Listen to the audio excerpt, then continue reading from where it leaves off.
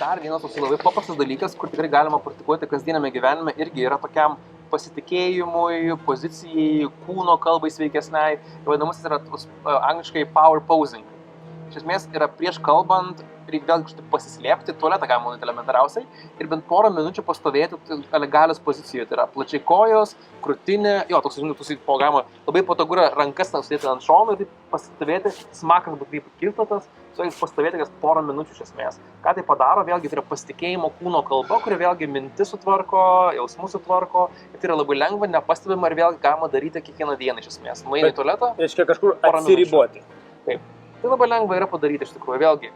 Kiekvieną dieną, ryte prieš išeinant, pavyzdžiui, jau stovint prieš duris, tiesiog akimirką, jeigu vėlgi nieks nemato, paėmė, sustojai, pastovėjai ir važiuojam trasą. Tai power posingas. Ir tokiam, pavyzdžiui, atsiribojime, aš tai pasiūlyčiau dar kažką padaryti su žandikauliu. Būtinai, nors porą kartų atsižioti pilniau. Nes kai yra įtampa, surakina žandikaulius, tai yra adrenalino poveikis, toksai nuskausmina, surakina, atsiranda kažkoks tai spazmai kažkokie, gal kažkam netgi seilėtekis stabdosi. Tai, pavyzdžiui, kelis kartus atsižioti maksimaliai, kiek jūs galite. Tai, tarkim, atidaryti žandikaulį, netgi galima ranka prabraukti per tas vietas truputėlį, kad pajaustumėm, kad čia taip atsipalaiduoja.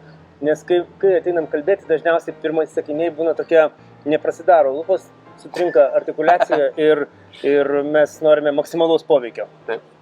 Tai vat, atidaryti žandikaulį. Čia irgi galima būtų, tarkim, kažkokiam tualete, kažkokiam savo kabinete, arba kur nors einant koridoriumi, kol nėra žmonių, tiesiog keletą kartų atidaryti. Taip. Pavyzdžiui, padaryti tokį paprastą pratimą logopedinį. Juk iš tikrųjų, kai sakome O, turi matytis O mūsų burnoje. Taip. Jeigu mes sakome U, turi atsirasti vamzdelis.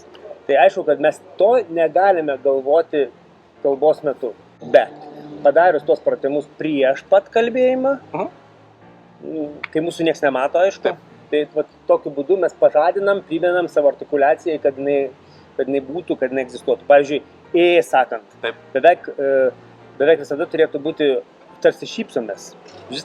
Bet būna A, U, minimum.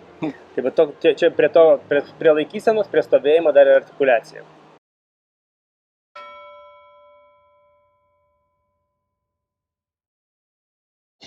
Ką daryti be skrolinimo, galima power posingą daryti ir atpalaiduoti galima artikuliaciją. Tik dėmesio, garsiai nieko nerepetuojame viešuosiuose tualetuose, nes juose viskas girdisi.